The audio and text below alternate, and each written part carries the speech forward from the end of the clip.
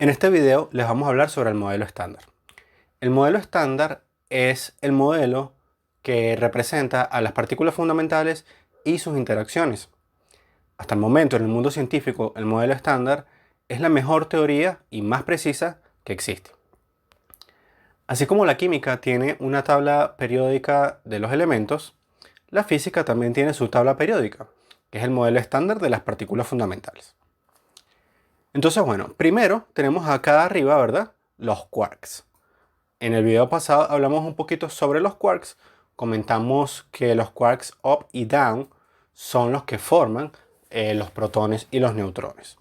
Los otros quarks, charm, strange, top y bottom, son quarks más masivos. Y ellos solo van a aparecer en las interacciones a altas energías que se puede dar en un colisionador de hadrones, como lo puede ser el LHC. La característica principal que tienen los quarks, que por eso se diferencia de las otras partículas fundamentales, es que son las únicas partículas que son capaces de sentir las 4 interacciones fundamentales. Si recuerdan, el año pasado comentamos brevemente sobre cuáles eran estas interacciones, y estas son la gravedad, electromagnetismo, la fuerza nuclear fuerte y la fuerza nuclear débil.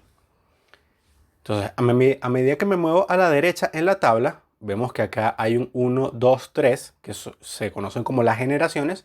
Las partículas son cada vez más masivas. Tanto así que, por ejemplo, este quark top es más masivo que los primeros 70 elementos de la tabla periódica. Al ser muy masivos, ellos son inestables y decaen, ¿verdad? Generalmente en el quark down. Entonces, por eso es que son bastante difíciles de estudiar. Luego acá abajo, ¿verdad? Tenemos lo que se conoce como los leptones. Los leptones son también partículas fundamentales cuya característica es que no interactúan mediante la fuerza nuclear fuerte. Tenemos el electrón, ¿verdad? Que es una partícula súper conocida, ya comentamos sobre ella en el video pasado. Tenemos el muón y el tau. Y además, para cada partícula tenemos un neutrino asociado. El electrón tiene un electrón neutrino. El muón tiene un neutrino muón y el tau tiene un neutrino tau. Voy a comentarles brevemente algo sobre el muón que es bastante interesante. Esto es una partícula cargada negativamente como el electrón, un poco más pesado. Y el estudio del muón ha permitido verificar la teoría de la relatividad especial.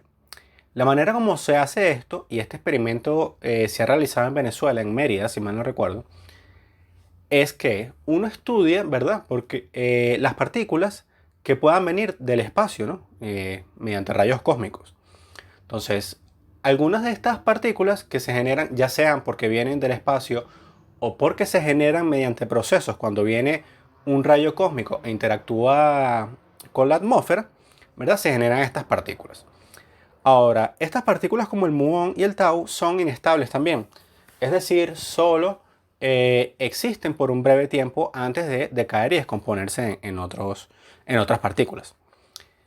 Entonces, ¿qué pasa? Uno podría saber, conociendo el tiempo de decaimiento del muón y conociendo más o menos su velocidad, uno podría estimar a qué altura de la atmósfera uno se podría encontrar esos muones.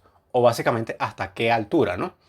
Porque si ellos vienen de arriba o se crean mediante una interacción en la atmósfera, ellos empiezan a ir hacia la Tierra, pero como solo viven breve tiempo, eventualmente van a desaparecer y entonces uno no va a encontrar, por ejemplo, muones a la altura del mar, ¿verdad?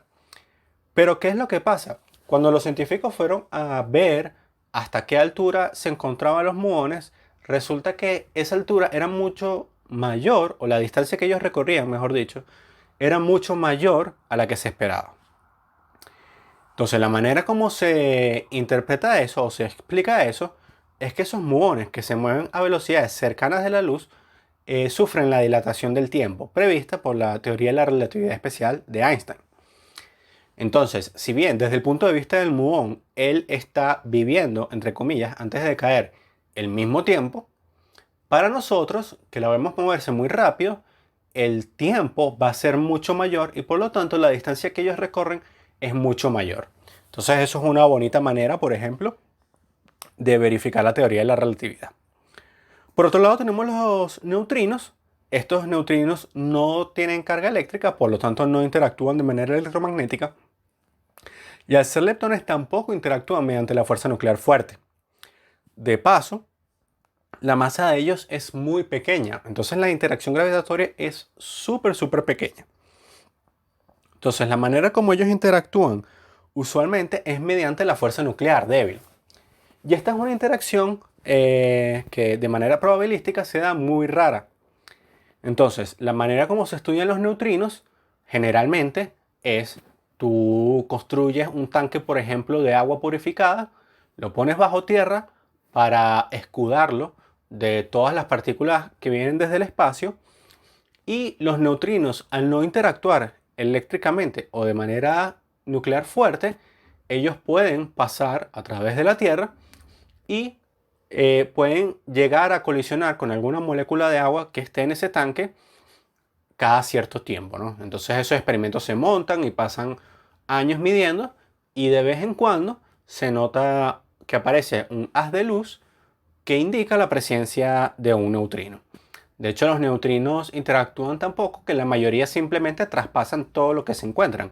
El Sol, por ejemplo, genera millones de neutrinos y la mayoría de ellos simplemente pasan por toda la Tierra, ¿verdad? Sin interactuar con nada. Actualmente se está construyendo un experimento que se llama DOOM, donde desde un laboratorio van a lanzar un rayo de neutrinos hacia la Tierra, y por otro lado de la Tierra, otro laboratorio va a medir esos neutrinos para estudiar una cosa que se llama las oscilaciones de neutrinos, que lo que quiere decir es que esos neutrinos, ¿verdad?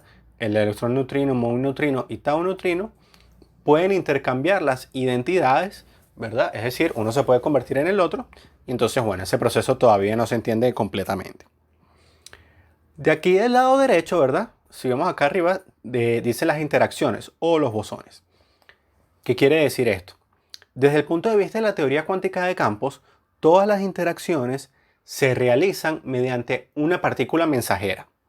Entonces, por ejemplo, cuando tú tienes dos cargas eléctricas que se repelen, la manera como se interpreta eso de manera más fundamental es que hay un intercambio de una partícula entre esas dos partículas que están interactuando. Entonces, cada fuerza o cada interacción tiene una partícula.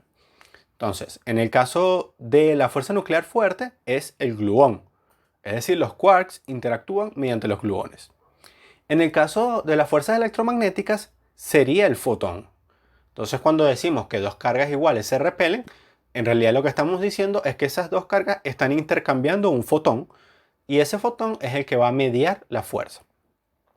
Y por otro lado, para la fuerza nuclear débil, tenemos los bosones Z y los bosones W, que, bueno, no sé si aquí se ve muy bien, pero dice más y menos 1, ya que hay de dos tipos, más y menos, y así, ¿no? Para la gravedad, en principio debería existir una partícula mediadora que se llamaría el gravitón. Sin embargo, esta partícula no ha sido medida, ¿verdad? No se ha encontrado todavía, y todavía no se sabe si realmente la gravedad también va a ser en el fondo una teoría cuántica de campos que va a necesitar necesariamente una partícula mensajera. Eso todavía está abierto ese debate. Y finalmente tenemos acá el bosón de Higgs. El bosón de Higgs es la partícula mediadora para el campo de Higgs. El campo de Higgs va a ser lo que permite a las partículas adquirir masa. Entonces, cuando nosotros decimos que una partícula tiene masa, es porque el campo de Higgs está interactuando con esa partícula mediante el bosón de Higgs. Entonces, el bosón de Higgs fue predicho en los años 60, ¿verdad? Y hace como 10 años, no recuerdo exactamente, con la construcción del LHC se pudo descubrir que efectivamente esta partícula sí existía.